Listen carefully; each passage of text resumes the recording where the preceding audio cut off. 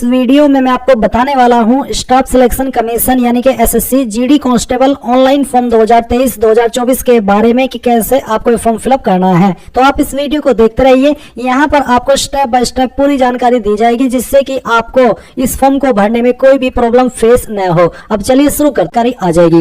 पहले जो आपका कुछ दिन पहले नोटिफिकेशन आया था उसमें आपकी 75,000 प्लस वैकेंसी थी, बट अभी रिसेंटली गाइज आपका एक नया नोटिफिकेशन आया है जो कि बेसिकली आरटीआई का रिप्लाई है जो कि 20 सितंबर 2023 में दर्ज की गई थी। इसके अकॉर्डिंग आप यहां पर देख सकते हैं आरटीआई में ये बोला गया था कि आपकी वैकेंसी एसएससी की नवंबर-दिसंबर 2023 के अंदर आएगी, जिसका मतलब ये हो सकता है कि आपकी ये वैकेंसी यहां पर एक्टिव कर दी गई है या फिर कह लीजिए कि एक्टिव होने वाली है। इसमें आप ये जान लीजिए कि इसमें कौन से डिपार्टमेंट के अंदर कितनी टोटल वैकेंसी है, आपके सामने पूरी की पूरी जानकारी दी गई है। टोटल वैकेंसी की संख्या यहाँ पर आपकी 84,866 दी गई है। तो अभी आपको यहाँ पर जाना, इसके बाद में आप यहाँ पर जान लीजिए कि इसमें 10वीं पास कैंडिडेट अप्लाई कर सकते हैं। एज आपके 18 से 23 साल के बीच रखी गई है। आप लोग इस फॉर्म को यहाँ पर जो डेट्स है नोटिफिकेशन के अंदर उसके अकॉर्डिंग 28 दिसंबर 2023 तक भर पाएंगे। तो ये सभी जानकारी चेक करने के बाद में गाइज आप इंपोर्टेंट लिंक्स के सेक्शन में आइए और अप्लाई ऑनलाइन लिंक ओपन कीजिए। आपके सामने यहाँ पर एसएससी की ऑफिशियल वेबसाइट आ जाएगी। मैं आपको यहाँ पर आगे की जानकारी देने से पहले ये भी बता दूं कि इसमें गाइज जो आपकी एग्जाम डेट रखी गई थी कैलेंडर के अकॉर्डिंग वो आप देख सकते हैं कांस्टेबल जीडी इन सीएपीएफ। इसमें आपकी एग्जाम डेट 20, 21, 22, 23, 24, 26, 27, 28, 29 फरवरी एंड 1, 5, 6, 7, 11, 12 मार्च 2024 रखी गई है। अभी यहाँ पर आपने ये भी जाना। अब हम बात करेंगे इसके अप्लाई के प्रोसेस के बारे में। तो ये आपकी एसएससी की ऑफिशियल वेबसाइट है। अगर आपने इस वेबसाइट का इस्तेमाल करके कभी भी पिछले 3-4 साल के अंदर कोई भी फॉर्म भरा है तो आपका अकाउंट यहाँ पर बना हुआ होगा। आप यहाँ पर आपका रजिस्टर नंबर और पासवर्ड डाल करके लॉग इन कर लीजिएगा। बट गाइज आपका अकाउंट तो बना हुआ है और आप जो आपका पासवर्ड है वो भूल चुके हैं या फिर रजिस्टर नंबर भूल चुके हैं, तो आप क्या करेंगे, तो आप यहाँ पर फॉरगॉट पासवर्ड के ऊपर क्लिक करेंगे। इसके बाद में जो आपने परमानेंट स्टेट अपनी सिलेक्ट की थी या फिर जिस भी स्टेट के आप निवासी है वो स्टेट आपको सिलेक्ट करनी है। एंड फिर यहाँ पर आपको या तो वो ईमेल आईडी एंटर करनी है जो कि आपने उस वक्त रजिस्टर की थी जब आपने इसमें फॉर्म को भरा था, या फिर वो नंबर डालिए। कोई एक चीज दीजिए, दोनों देनी कंपलसरी नहीं है। कोई एक चीज आप यहाँ पर भरिए एंड देन सबमिट के ऊपर क्लिक कीजिए। अब गाइस यहाँ पर आपकी ईमेल पर भी और आपके रजिस्टर्ड नंबर पर भी दोनों पर ओटीपी जाएगा। कोई एक ओटीपी आप यहाँ पर डाल दीजिए, चाहे मोबाइल वाला या फिर ईमेल वाला। इसके बाद में जो आपको यहाँ पर कैप्चा कोड देखने को मिल रहा है, ये कैप्चा कोड आप यहाँ पर एंटर कीजिए एंड देन आपको यहाँ पर सबमिट के ऊपर क्लिक करना है। इसके ऊपर क्लिक करने के बाद आप देखेंगे आपके सामने चेंज पासवर्ड का ऑप्शन आ चुका है और साथ ही साथ आपको आपका रजिस्टर नंबर भी मिल चुका है और आपकी जो रजिस्टर्ड ईमेल आईडी है वो भी यहाँ पर दी गई है। अब ये रजिस्टर नंबर भी आपको नोट कर लेना है क्योंकि लॉगिन करते वक्त इसकी आवश्यकता आपको पड़ने वाली है। तो बेसिकली अब आप यहाँ पर एक न्यू पासवर्ड बना लीजिए। पासवर्ड आपका कैसा हो आप देख लीजिए। आपके पासवर्ड के अंदर कम से कम एक इंग्लिश का कैपिटल लेटर, ज्यादा कितने भी हो सकते हैं, स्मॉल लेटर कम से कम एक और ज्यादा कितने भी हो सकते हैं, एंड फिर कोई एक स्पेशल कैरेक्टर 7 डिजिट का आपको इस्तेमाल करना है। तो कुछ इस तरह का पासवर्ड आप यहाँ पर बना लीजिएगा एंड इसको बनाने के बाद में आप यहाँ पर डालिए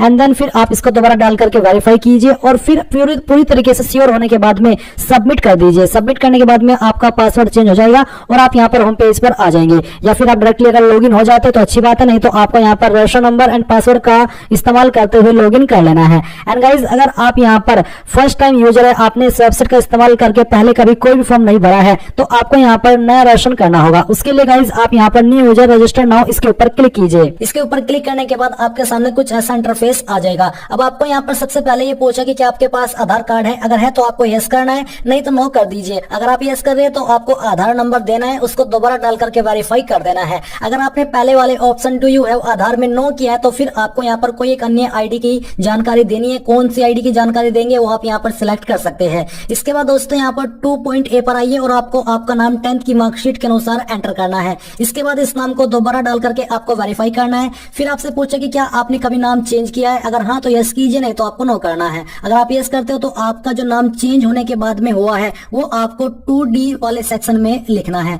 फिर आते फादर नेम यानी कि आपको आपके पिताजी का नाम एंटर करना है। ये नाम भी आपका 10th की मार्कशीट के अनुसार होना चाहिए। इस नाम को दोबारा डाल करके आपको यहाँ पर वेरीफाई करना है। फिर दोस्तों आता है मदर्स का नेम यानी कि आपको आपकी माताजी का नाम एंटर करना है। ये नाम भी आपका 10th की मार्कशीट के अनुसार होना चाहिए। इसको आपको यहाँ पर दोबारा डाल करके वेरीफाई कर देना है। डेट ऑफ बर्थ आपकी क्या हो, यहाँ पर आपको कैलेंडर के ऊपर क्लिक करके सिलेक्ट कर लेनी है। पहले यहाँ पर आपको आपका ईयर सिलेक्ट करना है, फिर यहाँ से मंथ और उसके बाद में डे, तो आपकी डेट ऑफ बर्थ आ जाएगी। डेट ऑफ बर्थ आपको दोबारा से सिलेक्ट करके वेरीफाई कर लेनी है। मैट्रिकुलेशन यानी कि 10th की जानकारी, तो आपने 10th किस बोर्ड के द्वारा की है आपको उस बोर्ड को सिलेक्ट कर लेना है। इसके बाद दोस्तों यहाँ पर आपको जो आपका बोर्ड है वो दोबारा से सिलेक्ट करके वेरीफाई कर लेना है। ये सिलेक्ट करने के बाद आपको यहाँ पर 10th का रोल नंबर देना है। ये बताना है कि कौन से ईयर के अंदर आपने आपकी 10वीं पास की है। दोबारा से सिलेक्ट करना है कि आपने कौन कौन से ईयर के अंदर पास किए, जेंडर आपका क्या हो आपको सिलेक्ट करना है, इसको दोबारा से सिलेक्ट करके वेरीफाई करना है। लेवल ऑफ एजुकेशनल क्वालिफिकेशन यानी कि आपकी हाईएस्ट क्वालिफिकेशन कौन सी है वो आपको यहाँ पर सिलेक्ट कर लेनी है। इसके बाद आपको आपका नंबर देना है जो कि वैलिड होना चाहिए। इस नंबर को दोबारा डाल करके वेरीफाई करना है।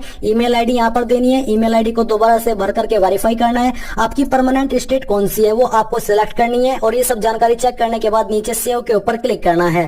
सेव के ऊपर क्लिक करने के बाद दोस्तों आपके नंबर और ईमेल आईडी के ऊपर एक ईमेल गई है। अब आपको क्या करना है, आपके सामने कुछ ऐसा इंटरफेस आ जाएगा। इस रजिस्ट्रेशन नंबर को आपको यहाँ से कॉपी कर लेना है और कॉपी करने के बाद यहाँ पर आपको ओके करना है। ओके करने के बाद आपको यहाँ पर अब लॉगिन करना है। तो आपको जो रजिस्ट्रेशन नंबर मिला है वो यहाँ पर एंटर करना है और जो पासवर्ड आपको अभी मेल मैसेज के माध्यम से सेंड किया गया वो यहाँ पर डालना है और ये कैप्चा कोड फिल करके आपको लॉगिन कर लेना है। लॉगिन के ऊपर क्लिक करने के बाद आपके सामने कुछ ऐसा इंटरफेस आ जाएगा। अब आपको यहाँ पर क्या करना है, जो ओल्ड पासवर्ड मेल मैसेज के माध्यम से मिला है और यहाँ पर डालना है और फिर आपको एक न्यू पासवर्ड क्रिएट कर लेना है। पासवर्ड आपका कुछ इस तरह का होना चाहिए जिसमें कि इंग्लिश का कैपिटल वर्ड, स्मॉल वर्ड और एक स्पेशल कैरेक्टर और डिजिट होना चाहिए। जैसे कि मैंने पासवर्ड बनाया जो कि आप यहाँ पर देख सकते हैं। तो ये इस तरह का आपको पासवर्ड बनाना है और उसको दोबारा डाल करके वेरीफाई करना है और सबमिट के ऊपर क्लिक करना है। सबमिट के ऊपर क्लिक करने के बाद यहाँ पर इस तरह का इंटरफेस आएगा। आपको क्लोज करना है। क्लोज करने के बाद आपको यहाँ पर रजिस्ट्रेशन नंबर डालना है और जो पासवर्ड अभी आपने बनाया है वो यहाँ पर डालना है और डालने के बाद एक कैप्चा कोड फिल करके लॉगिन के ऊपर क्लिक करना है। लॉगिन के ऊपर क्लिक करने के बाद यहाँ पर आपकी बेसिक डिटेल आ जाएगी। आपको सभी को चेक करते हुए नीचे आना है और यहाँ पर नेक्स्ट के ऊपर क्लिक करना है। नेक्स्ट के ऊपर क्लिक करने के बाद आपके सामने एडिशनल एंड कॉन्टैक्ट डिटेल आती है जिसमें कि आपको सबसे पहले आपकी कास्ट कैटेगरी सिलेक्ट कर लेनी है। जो भी आपकी कास्ट कैटेगरी है वो सिलेक्ट कीजिए, उसको दोबारा से सिलेक्ट करके वेरीफाई कर दीजिए। नेशनलिटी में आपको a citizen of India select कर लेना है, यानी कि सिटीजन ऑफ इंडिया ये सिलेक्ट करना होगा। आइडेंटिफिकेशन मार्क यानी कि आपकी बॉडी के ऊपर वो निशान जिससे आपके शरीर की पहचान हो सके, तो जो भी मार्क का निशान है वो यहाँ पर लिख दीजिए। अगर आपकी बॉडी के ऊपर कोई मार्क का निशान नहीं है जो कि परमानेंट हो तो आपको नो मार्क लिख देना है। क्या आप विकलांग है, पर्सन विद डिसेबिलिटी है? अगर हाँ तो यस कीजिए, नहीं तो आपको नो करना है। अगर आप यस करते हो आपको 14B के अंदर आपकी टाइप ऑफ डिसेबिलिटी सेलेक्ट करनी होगी। नीचे आता है आपका यहाँ पर परमानेंट एड्रेस, तो जो भी आपका स्थायी पता है वो यहाँ पर लिख दीजिए। अपनी स्टेट यहाँ से आपको सिलेक्ट कर लेनी है। उस स्टेट के अंदर आपकी कौन सी डिस्ट्रिक्ट है वो आपको डिस्ट्रिक्ट के सेक्शन में सिलेक्ट करनी होगी। ये सिलेक्ट करने के बाद यहाँ पर आपको आपका पिन कोड डालना है। फिर आपसे पूछेगी कि आपका प्रेजेंट एड्रेस ही परमानेंट एड्रेस है। अगर हाँ तो यस कर दीजिए और यस करने के बाद आपको नीचे सेव के ऊपर क्लिक करना है। सेव के ऊपर क्लिक करने के बाद आपके सामने डिक्लेरेशन आ चुका है। अब आपको यहाँ पर आई एग्री के ऊपर क्लिक करना है और उसके बाद यहाँ पर दोस्तों आपको अगर इसका ड्राफ्ट प्रिंट लेना है तो आप टेक ड्राफ्ट प्रिंट ले सकते हैं,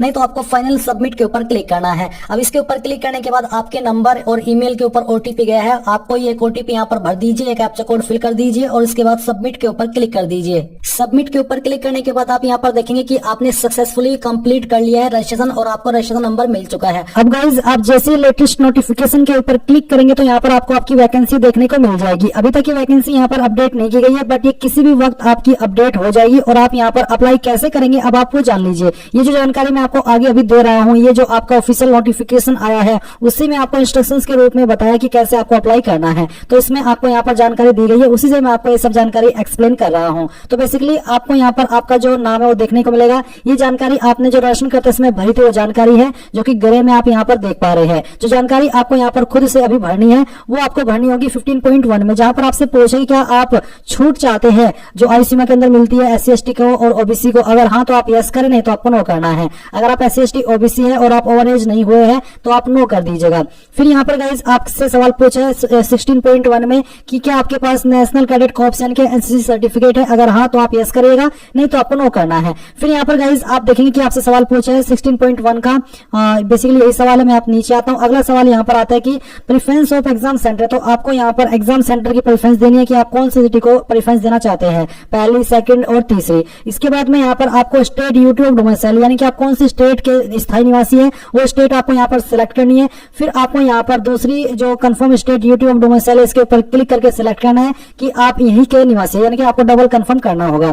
फिर आप 19 पॉइंट में जो आपकी डिस्ट्रिक्ट है वो डिस्ट्रिक्ट सिलेक्ट कर लेंगे, जो भी आपकी डिस्ट्रिक्ट है उस स्टेट की वो आप सिलेक्ट कीजिए एंड फिर यहाँ पर उस डिस्ट्रिक्ट को दोबारा सिलेक्ट करके वेरीफाई कर दीजिए। ध्यान दीजिएगा जो आप यहाँ पर स्टेट और डिस्ट्रिक्ट सिलेक्ट कर रहे हैं ये आपकी परमानेंट डिस्ट्रिक्ट होनी चाहिए। यहाँ का आपके पास निवास प्रमाण पत्र होना चाहिए। अब यहाँ पर 20 पॉइंट आता है कि have you migrated from the state UT of your origin to another state, यानी कि जिस स्टेट के अंदर आप पैदा हुए, जहाँ के आप स्थायी निवासी हैं, क्या आप वहां से किसी अन्य स्टेट के अंदर ट्रांसफर हुए हैं, मिग्रेटेड हुए हैं? अगर हाँ तो यस, नहीं तो आपको नो करना है। इसके बाद में यहाँ पर गाइज आपसे 20.3 ऑप्शन देखने को मिलेगा, स्टेट यूटी ऑफ ओरिजिन। अगर आप यहाँ पर 20.1 में यस करते हैं तो फिर आपको 20.2 में बताना होगा कि क्या जो उस स्टेट के अंदर छूट मिलती है, रिजर्वेशन की बेनिफिट्स मिलते हैं, क्या आप वो लेना चाहते हैं। इसका आंसर आपको यस नो में करना होगा और फिर आपको यहाँ पर आपकी स्टेट यूटी ऑफ ओरिजिन और आपको उसकी जो डिस्ट्रिक्ट है वो भी बतानी होगी। बट अगर आप यहाँ पर 19 पॉइंट भरे हैं और 20.1 में आपने यहाँ पर नो किया कि आप एक स्टेट से दूसरी स्टेट में नहीं गए हैं वहां पर रहने के लिए, तो आप यहाँ पर नो करिएगा। आपको यहाँ पर ये बाकी के ऑप्शन भरने की आवश्यकता नहीं है। फिर एक सवाल आता है जो कि सभी को आंसर करना है, वो है candidates belong to militancy Naxal affected district. क्या आप नक्सल अफेक्टेड डिस्ट्रिक्ट से बिलोंग करते हैं? अगर हाँ तो यस, नहीं तो आपको नो करना है। क्या आप बॉर्डर डिस्ट्रिक्ट से बिलोंग करते हैं? अगर हाँ तो यस, नहीं तो आपको नो करना होगा। फिर यहाँ पर गाइज आती है preference of post for CAPF organisation. तो यहाँ पर गाइज आपको आपकी पोस्ट प्रेफरेंस देनी है। ये देने के लिए आपको यहाँ पर पोस्ट डिटेल्स के ऊपर क्लिक करना है। इसके ऊपर क्लिक करने के बाद में आपके सामने कुछ ऐसा इंटरफेस आएगा। अब आपको यहाँ पर बताना है कि आप कौन से डिपार्टमेंट को किस नंबर पर रखना चाहते हैं। जैसे कि अगर आप यहाँ पर सबसे पहले नंबर पर जो प्रेफरेंस दे रहे हैं वो सीआरपीएफ को देना चाहते हैं, तो आप यहाँ पर पोस्ट कोड में सबसे पहले इस वाले बॉक्स में सी लिखेंगे, क्योंकि इसका जो कोड है वो यहाँ पर सी है। इसके बाद में आपको सेकंड प्रेफरेंस आईटीबीपी को देनी है, तो आप यहाँ पर इसके बाद में ई लिखेंगे और उसके बाद में आपको अगली प्रेफरेंस देनी है असम राइफल को, तो आप यहाँ पर तीसरे ऑप्शन में एफ लिखेंगे और फिर इसके बाद में आपको प्रेफरेंस देनी है एसएसएफ को, तो आप यहाँ पर एच लिखेंगे। आपको यहाँ पर ये भी बोला है कि filling up of all the post preference is mandatory, यानी कि सभी प्रेफरेंस आपको देनी अनिवार्य है। तो आप यहाँ पर दिए गए कोड के अकॉर्डिंग अपनी प्रेफरेंस फिल कर देंगे। और फिर गाइस यहाँ पर आता है 24 पॉइंट हाईएस्ट एजुकेशनल क्वालिफिकेशन। तो आप सिलेक्ट के ऊपर क्लिक करके जो भी आपकी हाईएस्ट क्वालिफिकेशन है वो सिलेक्ट कर लेंगे। ध्यान दीजिएगा जो आपकी क्वालिफिकेशन कंप्लीट हो चुकी है वही आपको सिलेक्ट करनी है, जो भी आप कर रहे हैं वो आप सिलेक्ट मत कीजिएगा। फिर 25 पॉइंट में details of qualifying educational qualification, इसमें सिलेक्ट क्वालिफिकेशन के ऊपर क्लिक करके आप हाई स्कूल या फिर कह लीजिए कि 10th सिलेक्ट कर लीजिएगा। फिर आपको यहाँ पर स्टेटस बताने कि आपने पास कर लिया या फिर आप कर रहे हैं। फिर आप पासिंग ईयर बताएंगे, आपकी स्टेट यहाँ पर आ जाएगी, सिलेक्ट कर लीजिएगा अगर नहीं आती है, और आपका बोर्ड आपको सिलेक्ट करना है। फिर आप यहाँ पर आपका रोल नंबर एंटर करेंगे एंड देन यहाँ पर परसेंटेज भर देंगे। अगर आपके नंबर सीजीपीए के अंदर है तो आप परसेंटेज छोड़ करके सीजीपीए भरेंगे, जो कि सीबीएसई बोर्ड के लिए होती है। सीबीएसई बोर्ड को सीजीपीए में नंबर मिलते हैं एंड अगर आपके परसेंटेज है तो फिर आप सीजीपीए खाली छोड़ देंगे। फिर 26 पॉइंट है कि क्या आप जो अपनी इन्फॉर्मेशन है वो एसएससी को देना चाहते ताकि वो आपको इन फ्यूचर जो भी वैकेंसी है उसके बारे में अपडेट करें, तो आप यहाँ पर यस कर सकते हैं, नहीं तो आप नो कर दीजिए। इसमें चाहे आप यस करें चाहे नो करें, आपके फॉर्म पर कोई भी प्रभाव नहीं पड़ेगा, इसलिए इसमें आपको यस करना आपकी चॉइस के ऊपर है। इसके बाद गाइज आप यहाँ पर आपका जो प्रेजेंट एड्रेस है वो देखेंगे, आपको एड्रेस को वेरीफाई करना है। ये वेरीफाई करने के बाद में यहाँ पर आप नीचे आएंगे और आपको यहाँ पर फोटो साइन अपलोड करना है। फोटो का साइज आपका 20 से 50 के भी और सिग्नेचर का साइज 10 से 20 के भी रखा है।